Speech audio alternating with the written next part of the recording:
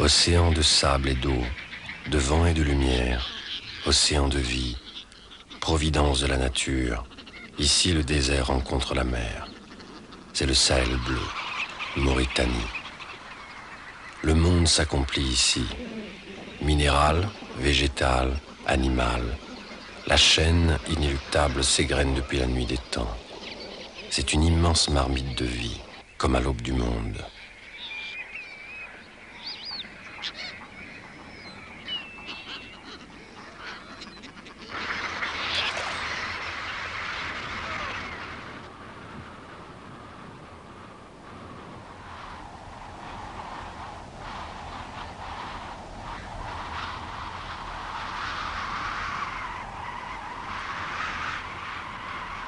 Au banc d'Arguin vivent les gens du poisson, les Imraguen, représentants magiques d'un passé encore présent. Ils détiennent les secrets les plus intimes de la mer et perpétuent de hautes traditions de courage, de savoir, de respect et d'amour de la nature.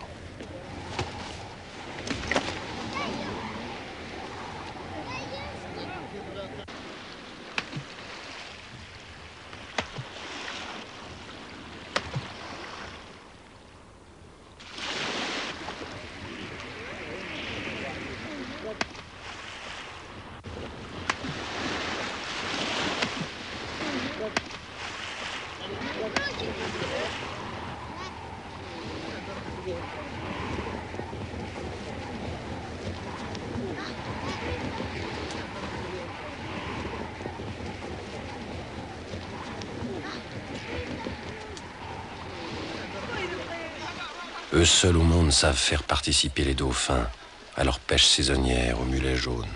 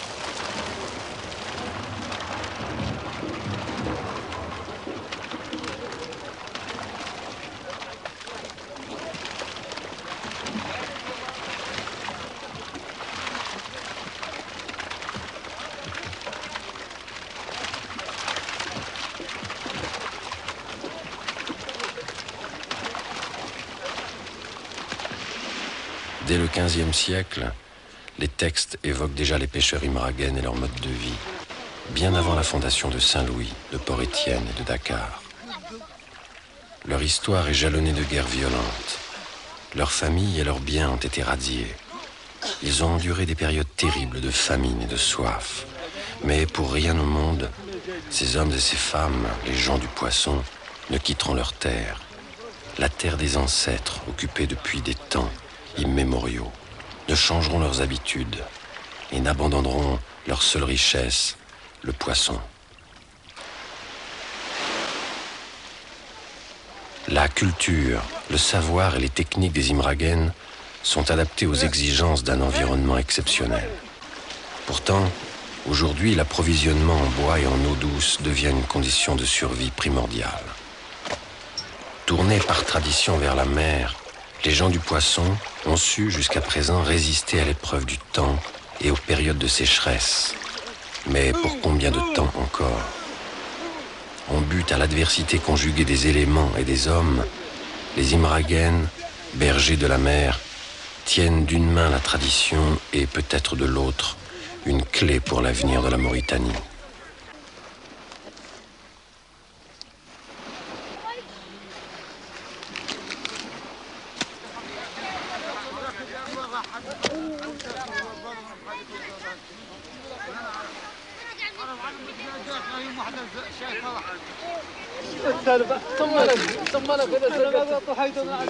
من عندنا قبيل حوت عاد احنا مستويين احنا هم كلنا لهم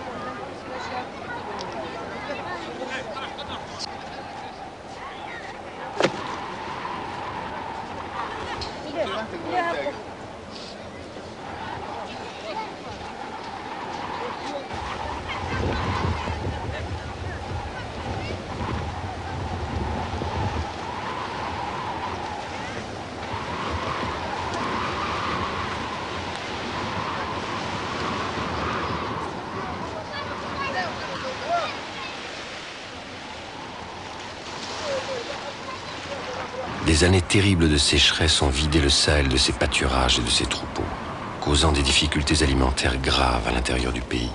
Nombreux sont ceux qui ont dû tout quitter, grossissant dangereusement la population des villes.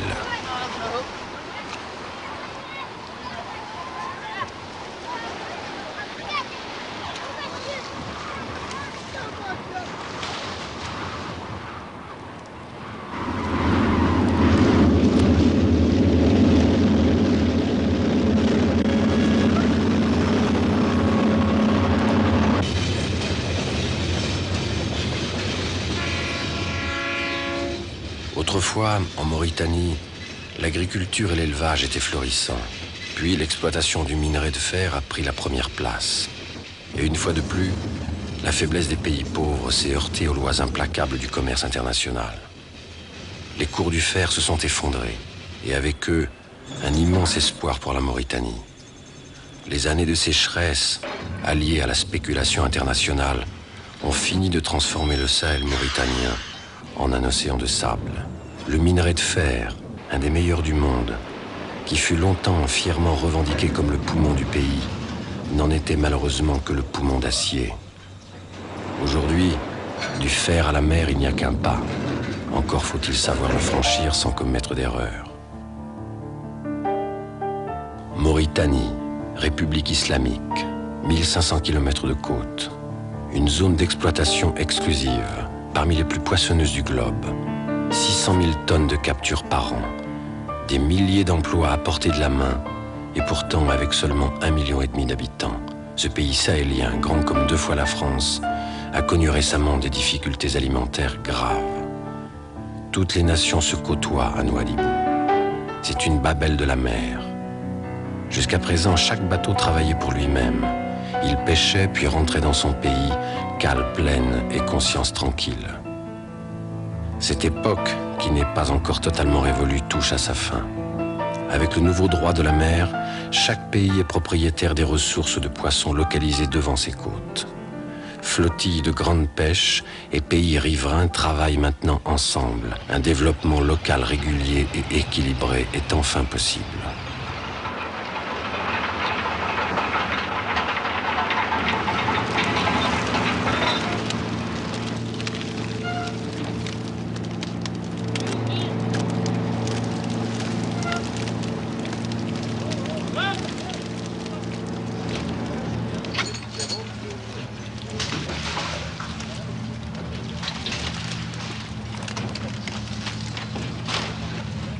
La dernière campagne, là, on a fait 3 mois et demi.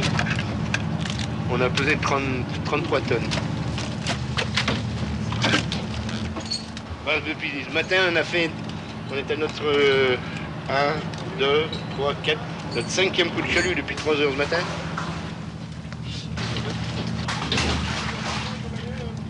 Quand on travaille à plein rendement, on vire 900 casiers par jour.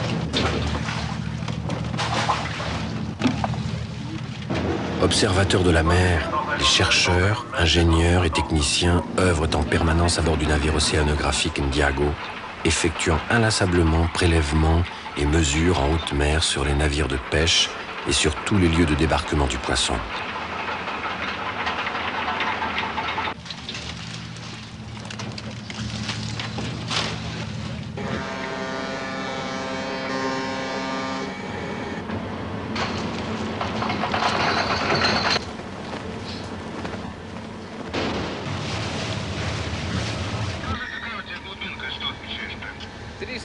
Метров, на что-то наезжаю.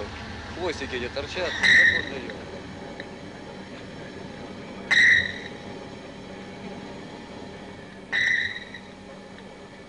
Да, потихонечку валюсь, вот 300 метров. Видимо, где-то по 300, наверное, пройдем.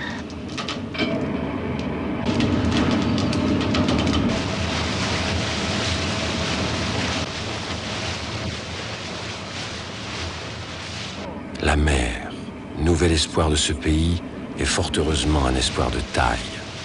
Mais comme pour le Sahel, l'équilibre est bien précaire entre la fragilité de la ressource et l'avidité des hommes. Une chaîne, fût-elle écologique, n'a que la résistance de son maillon le plus faible. Il suffirait d'affaiblir ou de briser un de ces maillons et l'ensemble du système s'effondrerait comme une série de dominos.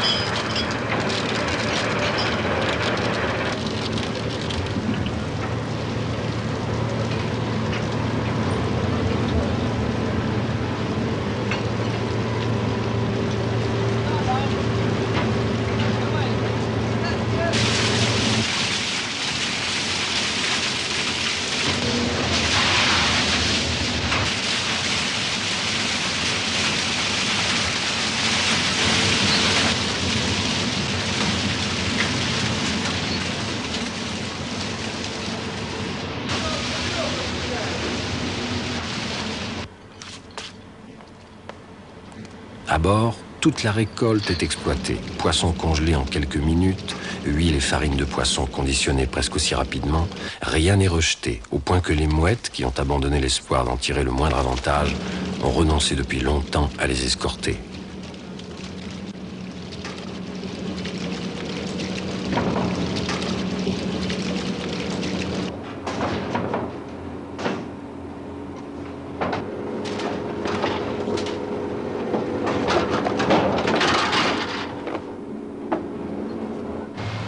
Merveille de technologie, ces navires-usines transbordent en pleine mer le fruit de leur pêche. Ils n'en sont pas pour autant dispensés de rendre compte de leur activité à l'autorité mauritanienne.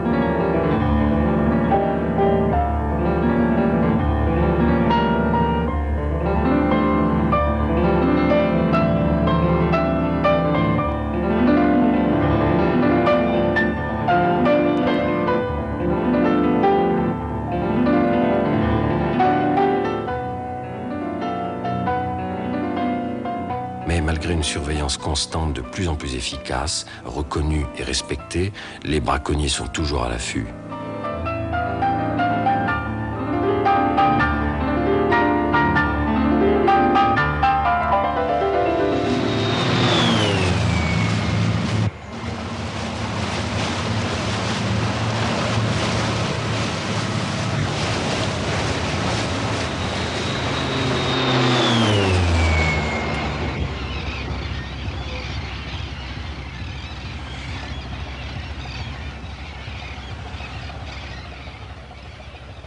La formation des Mauritaniens en méthode moderne de pêche est ainsi engagée. S'il existait une organisation des pays exportateurs de poissons, une OPEP de la pêche en quelque sorte, la Mauritanie pourrait y tenir une position comparable à celle de l'Arabie Saoudite pour le pétrole. Plus que jamais, donc, l'ambition de la Mauritanie est la maîtrise de son destin. Mais pour cela, le temps est compté et le droit à l'erreur révolu. Tout doit être entrepris en même temps et avec conviction, car les échecs coûtent d'autant plus cher dans un pays pauvre. Il faut mettre en œuvre la formation des hommes, l'équipement et l'entretien des installations spécialisées, la surveillance des flottilles et surtout, maître mot du dispositif tout entier, la recherche. Une recherche approfondie, inlassable, essentielle à la protection et à la mise en valeur du patrimoine maritime.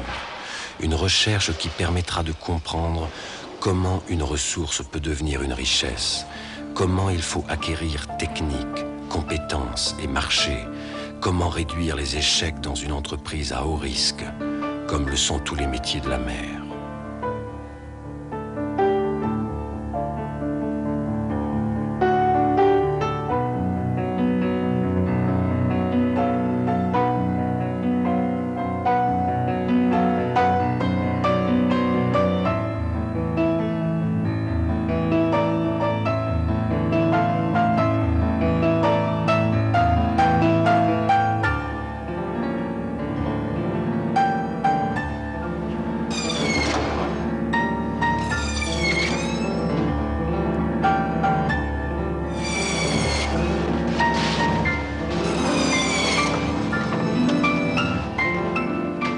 On ne peut gérer sainement que ce que l'on comprend parfaitement.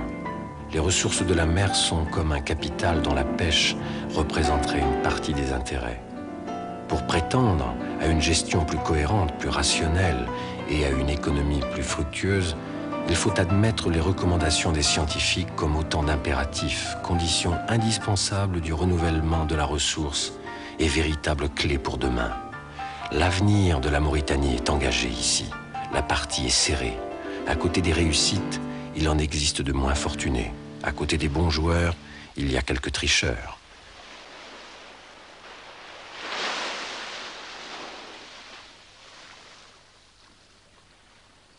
Certains bateaux ont été arraisonnés parce qu'ils avaient délibérément ignoré les règles du jeu.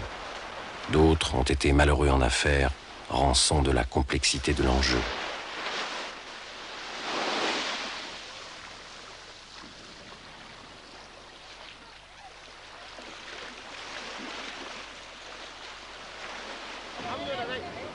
La pêche artisanale, priorité des priorités, créatrice de richesses et d'emplois, permet avant tout de nourrir les hommes du pays.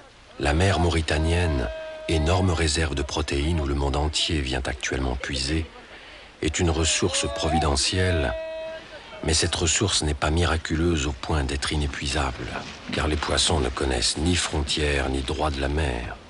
Comme les oiseaux, ils migrent sur des centaines de kilomètres à la recherche des zones les plus propices pour se nourrir et se reproduire.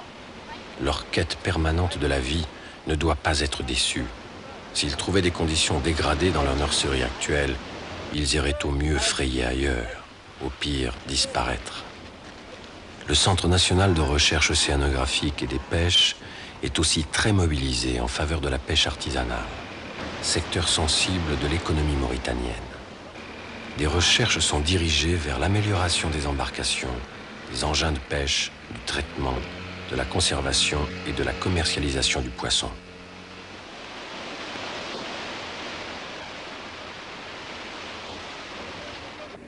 Les habitants de l'intérieur, par tradition, tournaient le dos à la mer, car les ressources en bétail suffisaient alors pour nourrir le pays, avant que les années de sécheresse aient détruit les pâturages et vidé les puits.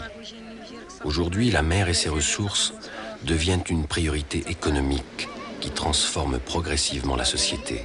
Et en effet, des changements en matière alimentaire se font jour. Il est d'ailleurs de tradition chez les populations arabes de l'intérieur d'envoyer vers la côte, dans les villages imragènes, les malades atteints de tuberculose, de jaunisse, de douleurs articulaires, d'inflammations et d'intoxications diverses pour y suivre les cures d'une nourriture saine. Reconnu pour ses excellentes qualités nutritives, le poisson envahit les marchés et déjà les habitudes alimentaires connaissent une mutation spectaculaire en faveur des produits de la mer.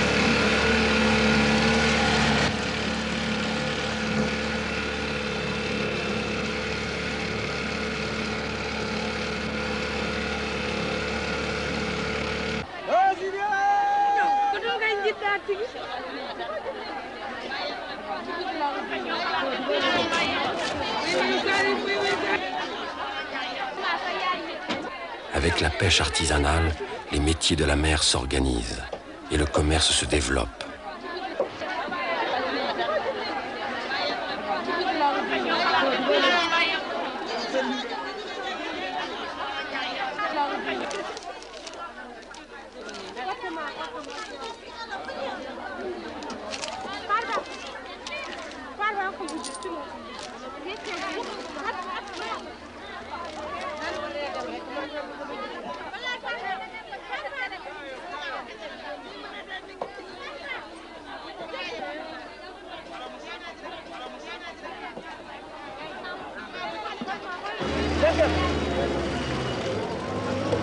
Le transport du poisson vers les marchés de l'intérieur, plus qu'une nourriture, prend ici l'aspect d'un message des hommes du rivage vers ceux des dunes.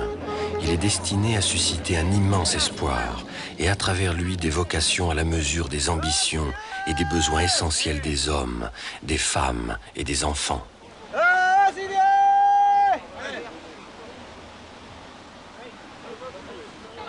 Hey!